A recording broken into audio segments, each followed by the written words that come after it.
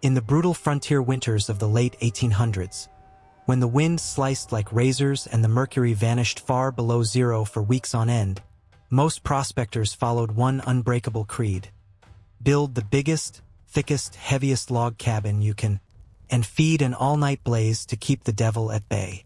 Massive walls promised safety. Mountains of timber promised warmth. That was the gospel, handed down from claim to claim, unquestioned. Then one season a peculiar, soft-spoken prospector arrived and pitched what looked like a child's joke of a shelter on the camp's ragged edge. Tent, flimsy, patchwork, laughable.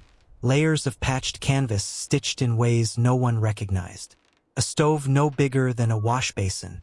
A floor not of split logs but of compressed dried moss and birch bark sandwiched between heavy canvas sheets. While the others spent weeks felling pines, notching corners and chinking gaps with mud, he worked alone for barely 3 days. Methodical, quiet, cutting moss blocks square, sealing every seam with care, raising what the camp called a ridiculous cloth house. The men mocked him without mercy. Real men built real walls, they said. They bet how many nights before he'd crawl begging for a corner by someone else's hearth. They carved crude jokes into cabin beams about his future tombstone. But when the first true killer storm rolled in, the kind that bowed the stoutest ridgepoles and made iron stoves glow cherry red just to fight back, the laughter began to freeze in their throats. Inside the heavy log cabins, fires roared and still lost the battle. Heat raced up wide chimneys and vanished into the night sky. Invisible drafts slipped between every log joint, under doors, around window frames. Cold pooled on the dirt floors, stealing warmth from wool blankets and sleeping bodies. Men woke every hour or two, boots off, stumbling through darkness to throw more wood on the flames, cursing as embers dimmed and frost crept higher on the walls. Yet in the strange little tent the prospector slept through it all, deep, steady, warm. When the wind finally dropped and the sky cleared to a brittle blue, the others trudged over, half expecting to pry open stiffened canvas and find a corpse. Instead he stepped out into the pale sunlight in a puff of warm vapor, stretching like a man who'd spent the night in a hotel bed. No frost on his beard, no blue lips, just calm. They asked, half angry, half awed, how cold it had been inside. He shrugged. Warm enough I took my coat off sometime after midnight. Later, when someone brought a thermometer, the number hit like a slap. His tent had held almost 45 degrees Fahrenheit warmer than the best insulated cabins. Physics said it was impossible. A tent shouldn't outperform a log fortress.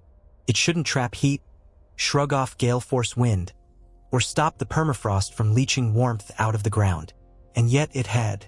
The secret was invisible to most frontier eyes. Airtight construction, comprehensive insulation. His tent wasn't simple canvas. 3 distinct layers worked together. The outer shell turned aside the wind. The middle dead air space trapped still, warmed air like a giant invisible blanket. The inner lining, pieced from salvaged wool scraps, old blankets, and felt, wrapped the whole structure in a continuous thermal barrier. Log cabins, by contrast, bled heat through every chink, every poorly fitted joint, every gap around the door. His tiny stove didn't fight against a cavernous space. It radiated heat evenly across a compact volume.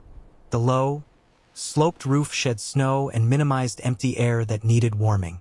Most critically, the thick mossbark floor acted as a ground insulator, something almost no cabin bothered with. Frozen earth is a ruthless thief of heat. His tent stopped that theft cold.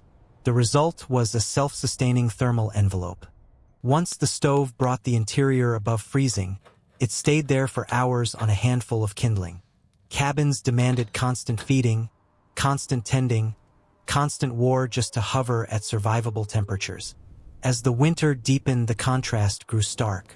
Inside log walls, breath froze into delicate ice feathers that drifted down at night. Water pails turned solid by morning. Blankets crackled with frost when men stirred. But the tent man cooked simple meals without gloves, read by lantern light without shivering, woke to dry air and warm bedding.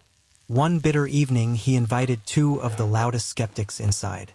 Within 10 minutes they peeled off mittens, flexed stiff fingers, and stared in silent disbelief at the thermometer climbing past what their own hearths could manage. Word traveled fast, first through the camp, then down the creeks to neighboring claims. The warmest shelter in the valley wasn't the biggest cabin, wasn't the deepest dugout, wasn't even a properly sodded winter house. It was a handmade tent built by the man everyone had written off as mad. Laughter turned to questions. Questions turned to careful observation. A handful of prospectors tried to copy the design, gathering moss, stitching layers, sealing seams. Some got close and saw real improvement. Others failed because they missed the deeper point. It wasn't only the materials. It was the understanding of airflow, radiant heat retention, convection control, and the ruthless math of insulation over mass. The tent builder never boasted. He wasn't there to prove a point or win respect. He had simply paid attention to the people who had lived with cold longer than any prospector. Arctic trappers who wintered in skin tents, indigenous hunters who knew moss as well as they knew caribou, wandering craftsmen who carried old country tricks across oceans. They all understood the same quiet truth.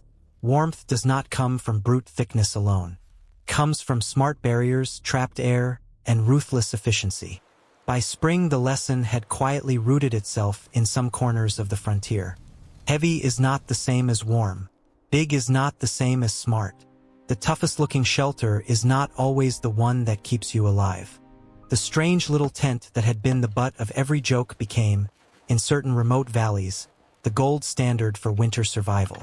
Long after the placer gold played out, long after most log cabins rotted back into the forest floor, long after the rush moved on, the story lingered. The tent that held 45 degrees more warmth than the sturdiest cabins.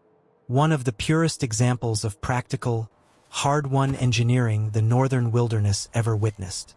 Because in the end, survival never belonged to the man with the biggest axe or the thickest walls. It belonged to the one who truly understood how cold works and how to outthink it,